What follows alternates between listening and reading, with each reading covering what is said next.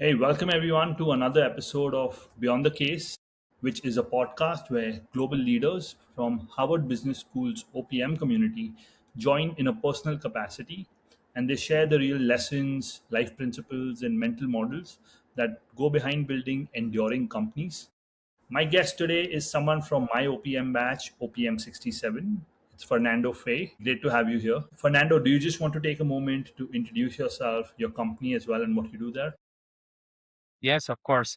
So my name is Fernando. I'm 40 years old, married. I have three beautiful kids. I live in the southern part of Brazil. The name of my town is Indaial, about 70,000 inhabitants. And I belong to the second generation of a family business. We are four cousins, like two brothers and other two siblings. Our parents have founded these companies. I'm going to explain. Basically, we are all into the manufacturing business. The main company is called Fay, like my last name, Fay. It was founded 60 years ago. We manufacture steel components, basically fasteners like nuts, bolts, or other steel parts for automotive business, for agricultural business, electrical. So, of course, fasteners we use everywhere and steel as well. Of course, the automotive business is our main client, especially in Brazil. We depend a lot on trucks. So we sell to OEMs, to the big uh, companies or to toy companies, but also to aftermarket. It's a huge market in Brazil, so we sell 50% of our products to each of these businesses. And we produce around 2,000 tons per month. This is like 50 million parts per month. We have with this company around 800 employees, and this is the main business where we have everything more structured, but we also have a stone quarry where we extract and crush stones for asphalt and concrete. This is also a business where my father, my uncle founded that like 30 years ago, also a big story. And then we have a third business where we produce concrete blocks. In Brazil, we make the houses with normal bricks, and then the concrete blocks come as a structural option to make these constructions more cleaner and so on. So for each of these companies, we have around 50 employees. And the fourth business is a joint venture. So it's the first experience with an external partner where we have this joint venture with a German company named Ayotte. So the company is called Ayotte. This was founded 10 years ago, and we produce special screws. So talking about agencies, this is very connected to that, wherein we studied a lot in our OPM course. It was very interesting because with these special screws, it's something we were not very we focus a lot on our products, a lot on the solution for the client. So these products have a high value, and of course they are more expensive. But for the client, it becomes cheaper because the threads are very special, are patented products. So this is our new business where it's growing a lot.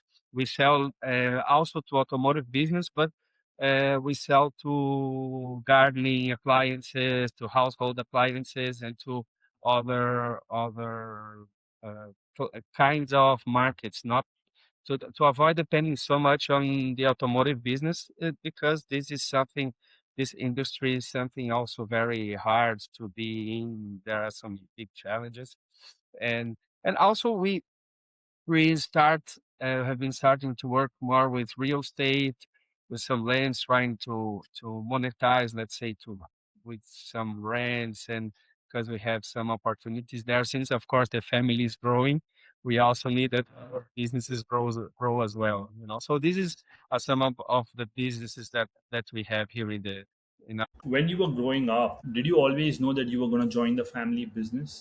Yes, so I'm the youngest son of my generation, and we were prepared for that. I don't know if this is the right thing. Of course, our parents always want to do the best for us, but it's something hard because we always want to have other opportunities in our life.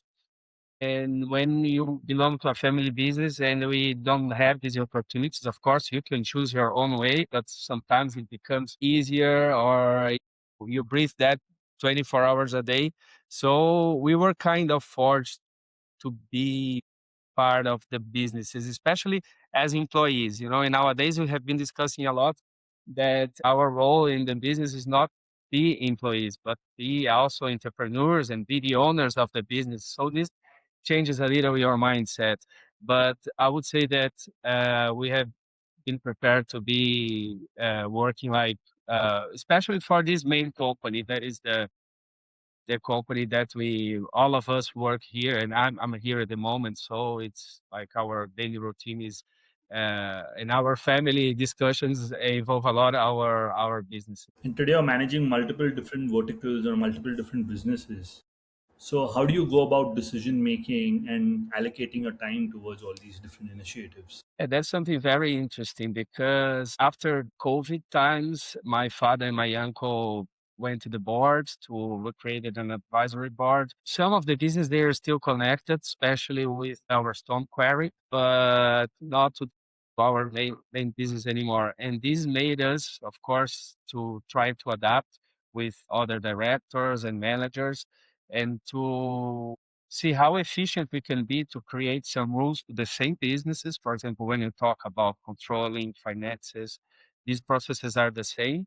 But on the other hand, the mindset, if you work in a business that sell to an OEM or a car OEM is totally different than if you sell to the construction business where it's more, I won't say more laid back, but it's more informal, the process. So you cannot, for example, demand that people speak English where we speak only Portuguese in Brazil in these other companies. But in the main company, a lot of people must speak English because it's our daily routine.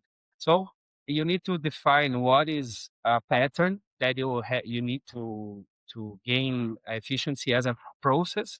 So these back office processes that we share them, or human resources, controlling, accounting, finances, supplying, not 100%, but we can develop to that. And these are connected, but the other parts, the operation, are totally different. And then we invest a lot of our time with our people. So trying to create the right structure, the right job description. I think this is very, very important because, and we spend a lot of time on that because people need to know what they are doing, right? Need to know their goals, need to know. So otherwise they won't have their empowerment. Fernando, how do you balance legacy thinking, protecting what came from the previous generation, with growth aspirations that you might have?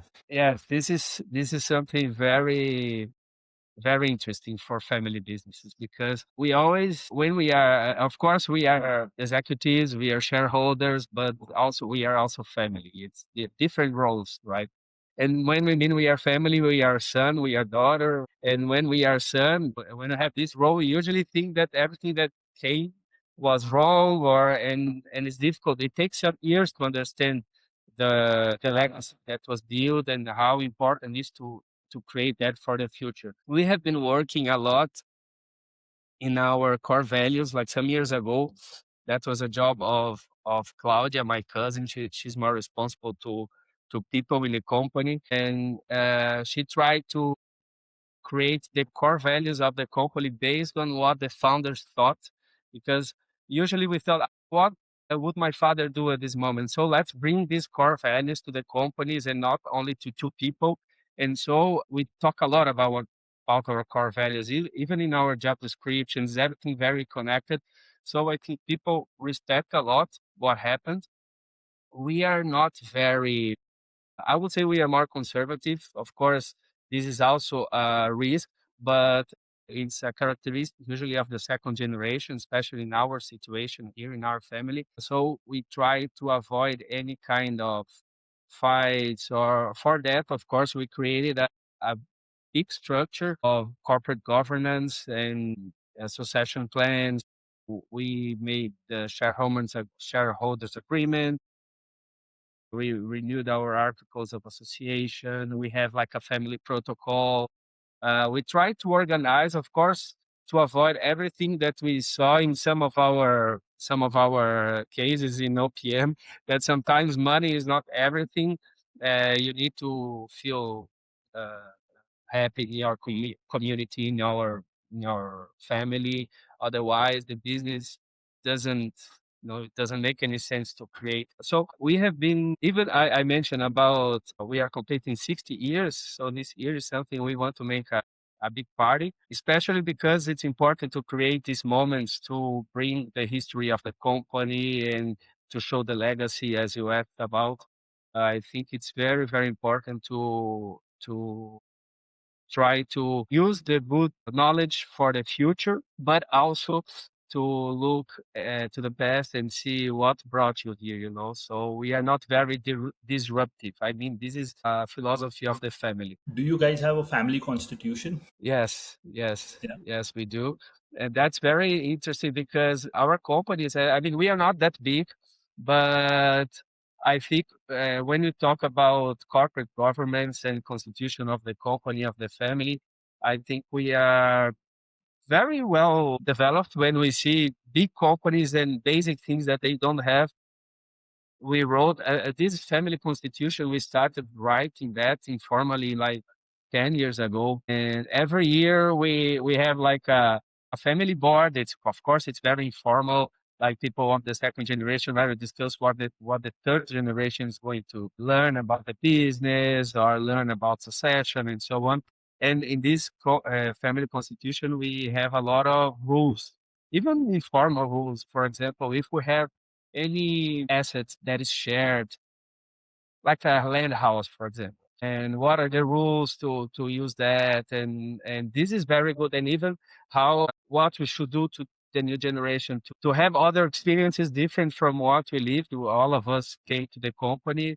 Of course, we were just four, so it was easier. But for the next generation, we want to give them more opportunities to develop and to have other experiences out of the company. So it's a long document and it's very good because we update that every year. It changes because the kids grow and you also have other mindsets after some years. So it's interesting. And what is the process for updating that? Could you walk us through the journey of how that happens each year? Is it everyone contributing with new thoughts and ideas, or is Uh-huh, there a uh-huh. different process? We have like a family board and we have a calendar every year, a schedule where we meet every month or every 2 months deeply and then discuss about basically we discuss about the relationship of the family.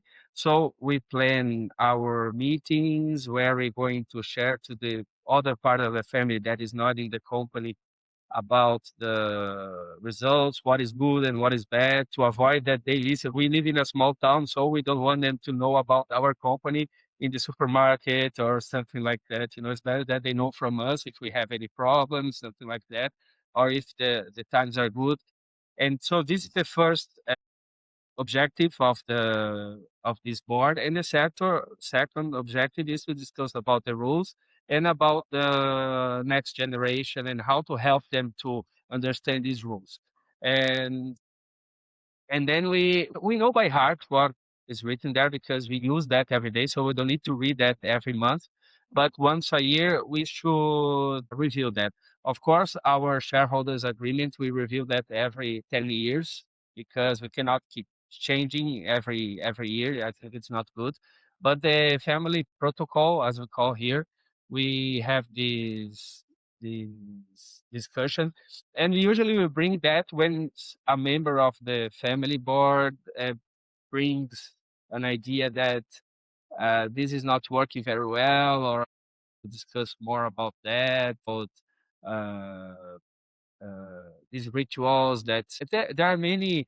We talk about, we have our values, for example, how to be humble with the others. This is something that we, so if someone comes with something very, I don't know, a specific car or with something is that they post on we talk about internet, about social media, how to use that. Of course, we cannot oblige people to do exactly what the board wants because it's a family, but we can align as a family. And then when there's something new or something that we don't like, we go there and say, "Hey guys, you should be careful with that. This is maybe it's not very good for our image." So we try to connect. And then if it's necessary, once a year we sign it again. Then everybody signs the 20 members of the family, you know. But it's very easy because yeah, we were the founders were two, we were four, of course, then my mother, my aunt, and then our wives and husbands, and then kids. And I'm the only one who has three. The others have two, so we are a total of 21. You know, so it's Wow. So all shareholders are family members today, or are there any outside shareholders as well? only no, 100% belongs to the family. To and or I would say to the four, basically to the four of us, because our parents made a big movement of donating their shares. Only in the case of the share of the joint venture, then of course we have this a German company where they own 50% of the business, and it's a very interesting process because for the first time we had a different shareholder where we had to prepare some materials or some accounting. It's very interesting to be more professional to deal with another partner. But the main businesses are 100% owned by the family. Got it. And so, do you think your decisions are towards building to last, or is it built to sell? Given that it's a generational business, 100% owned by family, and it seems like there's a mindset of keeping it within the family. Yeah, for sure, built to last. I learned a lot in OPM about that because for me, build to sell was something completely new. I had never thought about that. Even because, you know, our businesses, they are not a high technological business or something that very, I don't know if it would be interesting in selling. But of course, after listening to many of our friends and I understood the other logic of how important it is to have the company updated with the numbers in mind, good numbers. Sometimes it may be an opportunity because the generations come and we never know what is going to happen. We never know if we are still interested in this business, or if there's another business. So this is something. This was one of the reasons also I went to OPM. You know, to think more as an entrepreneur, and I learned a lot about the build to last, but build to sell thing. But of course, in our minds, it's interesting because when you talk to family businesses, I won't say all of them, but in general, it's like a way of living, you know. So if you talk to a business person is that never worked in a family business, they say it's a different animal because sometimes we choose not by the highest return, we choose by another situation involving the community. Maybe, for example, the place where we are now, I don't know if we are located in the best place or if we should move to Sao Paulo. But if it's not a family business, it's faster to take these decisions, you know? So we try to do the best because we have a lot of advantages in having these. We work a lot with our culture, with our employees. We develop them a lot. So a lot of them have been growing with us. They started working as production people and they became managers and now they are becoming directors of these businesses. So it's like a way of living, you know, and then I think it's completely built to last. We have been discussing about that. It looks like if we just say to our employees, okay, now we're going to sell the company, it looks like we are betraying, you know, this whole process. I know maybe it's not the correct way of thinking because we are shareholders and we have to think what is good for. But yes, it's something very interesting because it's a different culture. You've sort of answered this question that you went to Harvard Business School to be a better leader. But how did you learn about the OPM program, and what eventually got you attracted towards the OPM program? The first time I heard about OPM, consultant mentioned it was a consultant that was teaching us about family business.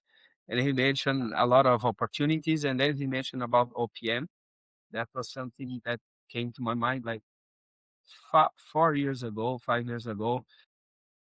And last year, we decided that we made a big restructure in our companies, and we decided that we would have a co-CEO model where my brother and I are sharing this role of co-CEO. I'm responsible for the back office, let's say, supporting administrative and finances, and my brother is responsible for operations. And then I talk to him and say, "Hey, now it's time for us to develop our minds." I already had some. I have been studying a lot. I like to study since I was a kid, but it was the first. I wanted something abroad, something to challenge myself, and I loved OPM because I understood that OPM had this idea of owners, right? Of entrepreneurs. It's a different discussion when we talk to these kind of people. So as I told you, I was more prepared to be an employee because my routine was like controlling, strategic plan, and all, but never thought that I one day I will sit out of my office and look my business as okay, maybe I can sell that, maybe, and I learned a lot with the group. So I think this was the main reason I chose OPM. My brother is now a human today. He's doing an MAP in INSEAD. So we chose different models like to compare, but that's why after this restructure, we decided that we needed to to start a high level course. And how has your mindset changed since OPM? Are there any takeaways that you find yourself revisiting constantly? Yes, a lot of them.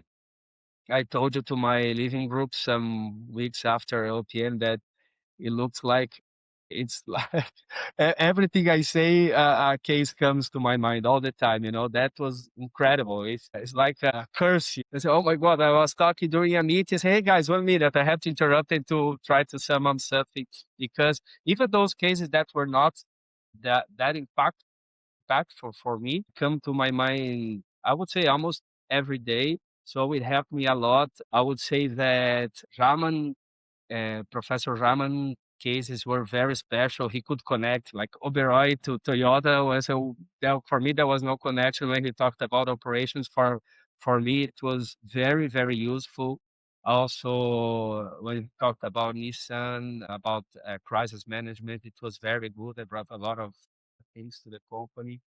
Of course, Das was incredible. Professor Das brings something very profound and in a very easy way. I knew that a lot of things that he brought there a lot of people had learned about that, but in a more complex way or not in a colder way, not uh, so direct and so deep as he did that. So to think profoundly about what your client really values about your product, that's something we have been learning about a solution. Ah, you need to deliver a solution and not a product since we were like 18 years old. But the way he brought for us to reflect about that was totally new. And I made a huge sum up of everything and presented that to the managers. And I have a presentation. Sometimes I call one by one, and I also liked a lot Google Oxygen, that new mindset for leaders. And our people here, the managers are crazy about equitable. They want to make something similar to our company, saying, "Hey guys, it's a huge effort. We don't do that in 1 month." And you know, I liked a lot about the Elkins professor too. I think she was incredible because she made us reflect about how things she mentions about not the history doesn't repeat, but it rhymes. And then we start looking at our what's happening nowadays. It looks like the world is upside down. But when you read about the globalization in the 1800s or the Great Depression, you see that things are not that new. Things already happened in the similar way, and that's, I think, a big concern for us nowadays. But I like a lot, and of course, our peers, our friends. I learned so much with them. And you know what, Rodina, I've been learning more with your sorry, with your podcasts, because I thought I knew a lot of friends, but after listening to your podcast, I've been realizing I didn't know anything about them, and so many beautiful stories. So congratulations, man! Great work. Thank you very much for those kind words. Fernando, I want to know, is there a book that has influenced your thinking that you want to talk about? A book, yes. I like a lot the pipeline of leadership. This is something is Ravi Sharan, I think, right? This book is very interesting because it we use a lot in the company. It talks. I have this book with me all the time since the last 2 or 3 years because it explains a lot about the role of the leader. It's difficult when you are a good technical person and today someone comes to you and say, okay, now we're going to be the leader of the company, and your good qualities, what you did very well with your hands, you cannot do that anymore. You have to teach other people to do that, and this becomes a weak point of you. If you start with what was your strength, it becomes a weakness. So I use a lot that because we develop our leaders internally, and I think they have a lot of difficulties. So a pipeline of leadership, I think, is a great book. And I've been reading now book that I think is very interesting. What's I wrote the name of that in English? The Courage to be Disliked.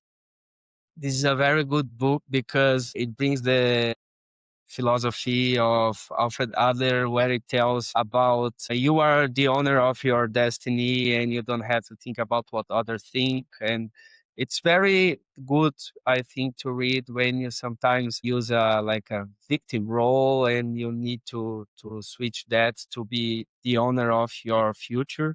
So I think I'm very impressed with the book. It's very easy, but very deep, very, very good. So this would be my two suggestions. Thank you. My last question, Fernando, is a question I've been asking lately on the podcast. How do you define a wise man? I think a wise man is a humble person that knows that every he or she has to learn every day with everyone, and first listen and then speak, and then alone take the decisions that he or she can evaluate what is better for the future or for that situation. I think we have to be humble to do that. It's a challenge, but everybody is working on that, right? Thank you for your time. Very, very helpful conversation. I think the family business dynamic here was quite unique. I especially like the part where we spoke about the family constitution. I don't think that kind of a conversation has been had on this podcast before. Thank you again, Great. Fernando. Very, very Thank grateful. you. Thank you, Sohin. It was a great pleasure to be here with you. Thank you for the opportunity.